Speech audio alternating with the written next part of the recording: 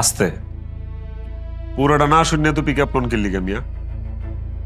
দেশে কি আপনার একলাই বইন আছে আর কারো বইন নাই আলগা পিরি আপনার বইন একটা অপরাধ করছে নিজে চাবি হারা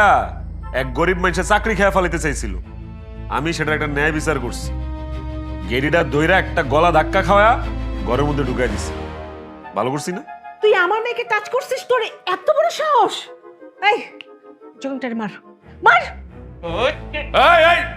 কি সেখানে দেখো কি হয়েছে আসো তাড়াতাড়ি আসো